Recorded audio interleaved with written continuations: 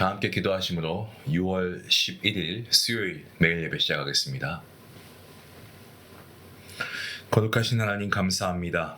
일주일의 중간을 맞이한 이 수요일, 주의 말씀으로 우리의 중심을 다시금 세워나가길 원합니다. 하나님, 이 시간도 우리의 삶의 고단함과 바쁜 일정 가운데서도 예배하는 이 시간만큼은, 이 순간만큼은 온 마음과 뜻과 정성을 다하여 하나님 앞에 나아가는 귀한 은혜의 시간 되게 허락하여 주시옵소서. 오늘도 주의 말씀이 등불되어 우리의 길을 인도하게 하시고, 정말 하나님을 경외함이 지혜의 근본임을 다시금 기억하는 시간이 될 수 있게 원합니다. 성령 하나님, 우리를 예배하는 가운데 불러주셨사오니 우리가 예배하는 이 순간 성령의 기름을 부어주시고, 정말 우리의 심령 가운데 주님의 평안과 말씀의 능력과 은혜가 충만케 허락하여 주시옵소서. 감사하며 예수님의 이름으로 기도하옵나이다. 아멘. 찬송가 435장 함께 하시겠습니다.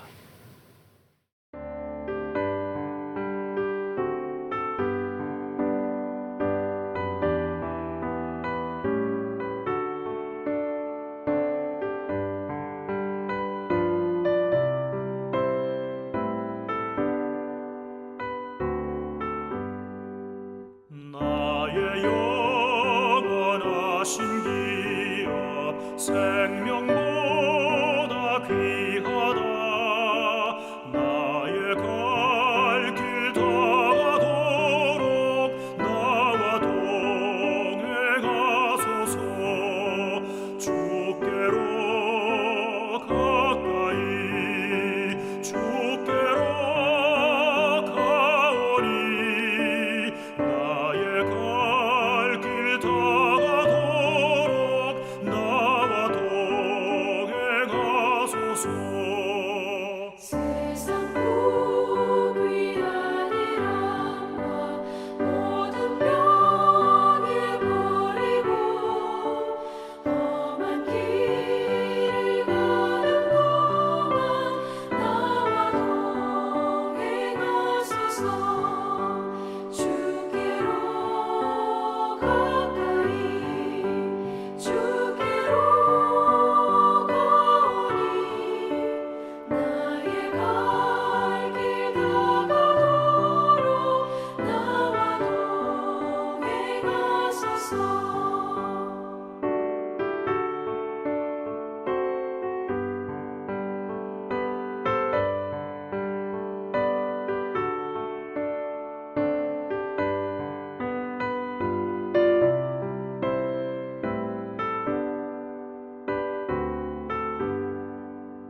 어둠 골짝 지나가며 험한 바다 건너서 천국 문에 이르도록 나와 동행하소서. 주께로 가까이 주께로 가오니 나의 갈 길 다가도록 나와 동행하소서.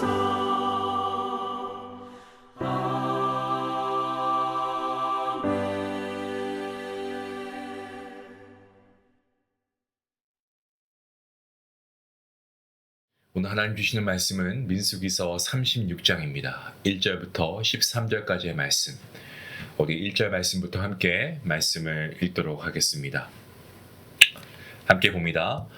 요셉 자손의 종족 중 므낫세의 손자 마길의 아들 길르앗 자손 종족들의 수령들이 나와 모세와 이스라엘 자손의 수령된 지휘관들 앞에 말하여 이르되, 여호와께서 우리 주에게 명령하사 이스라엘 자손에게 제비 뽑아 그 기업의 땅을 주게 하셨고, 여호와께서 또 우리 주에게 명령하사 우리 형제 슬로보앗의 기업을 그의 딸들에게 주게 하셨은즉, 그들이 만일 이스라엘 자손의 다른 지파들의 남자들의 아내가 되면 그들의 기업은 우리 조상의 기업에서 떨어져 나가고 그들이 속할 그 지파의 기업에 첨가되리니, 그러면 우리가 제비 뽑은 기업에서 떨어져 나갈 것이요 이스라엘 자손의 희년을 당하여 그 기업이 그가 속한 지파에 첨가될 것이라. 그런즉 그들의 기업은 우리 조상 지파의 기업에서 아주 삭감되리이다. 모세가 여호와의 말씀으로 이스라엘 자손에게 명령하여 이르되 요셉 자손 지파의 말이 옳도다. 슬로보아스의 딸들에게 대한 여호와의 명령이 이러하니라. 이르시되 슬로보아스의 딸들은 마음대로 시집 가느니와 오직 그 조상 지파의 종족에게로만 시집 갈지니 그리하면 이스라엘 자손의 기업이 이 지파에서 저 지파로 옮기지 않고 이스라엘 자손이 다 각기 조상 지파의 기업을 지킬 것이니라 하셨나니 이스라엘 자손의 지파 중 그 기업을 이은 딸들은 모두 자기 조상 지파에 종족되는 사람의 아내가 될 것이다. 그리하면 이스라엘 자손이 각기 조상의 기업을 보존하게 되어 그 기업이 이 지파에서 저 지파로 옮기게 하지 아니하고 이스라엘 자손 지파가 각각 자기 기업을 지키니라.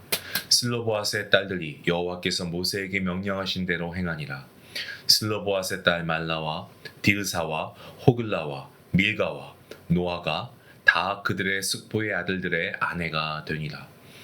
그들이 요셉의 아들 므낫세 자손의 종족 사람의 아내가 되었으므로 그들의 종족 지파에 그들의 기업이 남아 있었더라. 이는 여리고 맞은편 요단과 모압 평지에서 여호와께서 모세를 통하여 이스라엘 자손에게 명령하신 계명과 규례니라. 아멘. 이스라엘 백성이 가나안 땅에 들어가기 전 하나님께서는 이 각각의 지파별대로 땅을 분배하게 하셨습니다. 당시 땅을 상속받을 수 있는 자격은 어떻습니까? 오직 남성에게만 주어졌죠. 여성에게는 그 상속권이 인정되지 않았습니다. 이러한 관습이라고 할까요? 이러한 관습 가운데서 아들이 없이 죽은 가정은 땅을 분배받지 못하게 되었고 이것은 어떻게 보면 단순한 어떤 재산권 문제 거기서 그냥 끝나는 것이 아니고 생존의 위기 더 나아가서는 가문 단절의 위기 그리고 하나님의 백성 안에서 이름이 사라지게 되는 어떤 영적인 위기이기도 했습니다. 자, 이러한 상황 가운데 므낫세 지파의 이 슬로보핫이라고 하는 남자의 5 딸들이 모세 앞에 나와서 아버지의 기업을 요청하고 있습니다. 뭐라고 합니까? 그들은 우리 아버지의 이름이 그의 형제들 중에서 없어지지 않게 해주십시오 라고 합니다. 그리고 상속받을 수 있는 권리를 주장하고 있습니다. 이것은 당시의 사회적인 어떤 그러한 풍경에서는요 굉장히 좀 이례적이고 그리고 용기가 필요한 그러한 행동이었다라고 해도 과언이 아닙니다. 이에 모세는 어떡합니까? 이들의 요청은 하나님께 여쭙습니다. 그리고 하나님께서는 이 슬로보아스의 딸들의 말이 옳다라고 인정해 주시고 앞으로 이들처럼 이렇게 아들이 없이 죽는 경우에는 그의 딸이 기업을 물려받을 수 있도록 율법을 제정하십니다. 이것은 하나님께서 남성 중심의 사회, 어떤 남성들의 어떤 그런 중심이 되는 사회 가운데에서도 정의롭고 그리고 하나님의 은혜 가운데 이 약자들을 보호하시고 또 이 약자들의 목소리를 경청하셨다라고 하는 그러한 한 증거의 예입니다. 자, 하지만 여기서 또 다른 문제가 발생하고 있는데요. 이 슬로보아스의 딸들이 다른 지파 사람에게 시집가면 그들이 물려받은 땅은 남편이 속한 지파로 귀속되어서 원래 지파의 땅이 줄어들게 되는 그러한 결과를 초래하게 됩니다. 자, 이것을 염려한 이 므낫세 지파의 족장들이 모세에게 나와서 이 문제 제기를 합니다. 그러니까 하나님께서는 이 슬로보아스의 딸들을 포함해서 기업을 상속받을 딸들이 반드시 자신의 조상 지파 안에서 결혼해야 한다라는 이러한 명령을 하나님께서 주십니다.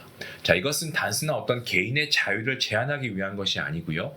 각 지파가 받은 하나님의 기업을 보존하기 위함이고 그리고 공동체 전체의 어떤 질서와 그리고 공동체 전체의 이 공평함을 유지하기 위한 하나님의 배려였습니다. 결국 슬로보아스의 딸들은 어떻습니까? 하나님의 명령에 순종하여서 므낫세 지파 사람들에게 시집을 갖고 기업은 그 지파 안에 보존될 수가 있었죠. 이 사건은 당시에 앞서 말씀드린 대로 남성 중심의 이런 고대 사회에서 여성에게 기업을 허락하신 하나님의 뜻이 그야말로 그 당시 얼마나 파격적이고 그리고 하나님의 은혜였는가라는 것을 우리에게 잘 보여주는 대목입니다. 민수기서는 이 전체적으로 인구와 어떤 기업 분배 기록이 중심이 되고 있습니다. 하지만 두 차례의 인구 조사에서도 여성은 인구에 포함되지 않았습니다. 우리가 이것을 보아왔죠. 자, 이러한 맥락에서 우리가 보면은 이 슬로보아스의 딸들이 기업을 요청하고 그것이 이 수락이 된 것, 이 사건은요, 어떤 단순한 하나의 사례가 아니고 그것을 넘어서 하나님의 정의와 그리고 하나님의 은혜가 정말 이들의 현실 가운데 반영된 중요한 어떤 역사적인 전환점이다라는 사실에 우리가 주목해야 합니다. 그러면 신약에 가서 오병이어 사건에서 우리가 보면 거기에서조차 5천 명의 숫자에 여자와 어린아이는 포함되지 않았다라는 것을 우리가 잘 알고 있습니다. 이것을 우리가 기억해 보면 민수기의 사건은요, 구약 시대 하나님께서 이미 약자와 여성을 위한 특별한 배려, 하나님께서 그러한 배려에 이런 법을 제정하셨다는 것을 우리에게 보여주고 있습니다. 오늘 우리가 살아가는 시대, 여성의 권리와 인권이 과거보다 많이 향상되었습니다. 하지만 여전히 사회 곳곳에는 약자와 또 그리고 소외된 자들 존재하고 있습니다. 하나님께서는 당시 약자였던 여성들에게도 기업을 허락하시고 또한 각 지파가 하나님의 거룩한 질서와 이 공의하심에 따라서 정의에 따라서 살기를 원하셨습니다. 그리고 그러한 과정 가운데 그 공동체의 연대와 책임 그리고 이 하나님의 공의하심이 함께 작동되도록 하신 겁니다. 마찬가지입니다. 우리도 교회와 사회 안에서 이 공동체적 시각을 가지고 우리가 좀 소외된 자들, 약자들 우리가 먼저 손을 내밀 수 있어야 합니다. 그리고 하나님의 공의와 사랑을 우리가 실천해 갈 수 있는 그러한 도구가 되어야 합니다. 그것이 우리의 사명에 포함되어 있죠. 특히 저와 여러분, 이 교회는 개인의 노력과 힘만으로 도달할 수 없는 하나님의 은혜의 기업이 이 교회가 아니겠습니까? 이 기업을 우리가 연약한 자들을 위해서 우리가 함께 손을 내밀 수 있어야 하겠습니다. 그러한 공동체가 바로 우리 중앙 공동체가 되어야 할 것입니다. 사랑하는 성도 여러분, 하나님께서는 우리 모두가 연약한 자임을 아십니다. 저와 여러분도 참으로 연약합니다. 하나님은 이것을 아시기에 예수님을 통하여서 놀라운 은혜를 베푸신 것 아니겠습니까? 우리는 우리 스스로 구원할 수 없는 연약한 존재입니다. 오직 예수 그리스도를 우리가 구주로 영접할 때 우리는 구원받지 않습니까? 하나님의 은혜이죠. 예수님의 십자가는 강자만을 위한 것이 아니고 자격 없는 자를 위한 모든 하나님의 은혜가 모든 자에게 동일하게 이루어지는 사건입니다. 저와 여러분도 예수님의 십자가의 그 사랑을 우리가 입은 자 아니겠습니까? 그래서 우리가 공동체 안에서 정말 우리가 그 은혜를 감사하며 하나님의 정의로우심과 하나님의 자비하심이 살아 숨쉬는 거룩한 주의 백성들, 그러한 교회로 우리가 살아가야 할 것입니다. 아직도 우리 주변에 연약하고 우리의 도움이 필요한 자들이 분명히 있습니다. 우리가 이들을 끌어안고 기억하며 우리가 이들을 함께 도울 수 있는, 이들을 위해 기도할 수 있는 그러한 저와 여러분 모두가 될 수 있기를 원합니다. 우리 같이 함께 기도하시겠습니다. 사랑과 정의의 하나님 감사합니다. 광야 한가운데서도 약자의 음성에 귀를 기울이신 하나님의 모습을 오늘 말씀을 통해 우리가 바라봅니다. 슬로보아스의 딸들을 통해 보여주신 그 하나님의 은혜와 공의하심, 오늘 우리 믿음의 공동체에서도 이러한 모습이 있기를 원합니다.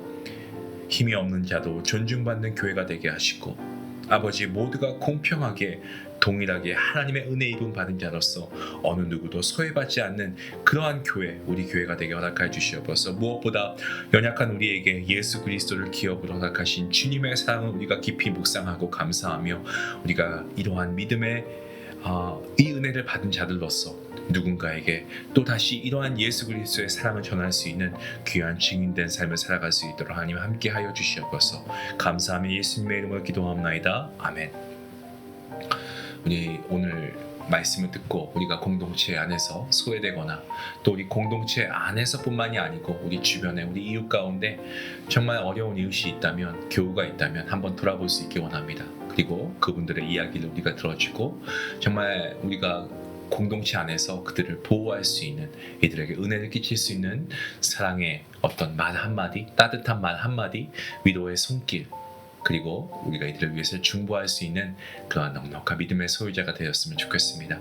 우리 말씀을 생각하시면서 함께 기도하며 나아가겠습니다.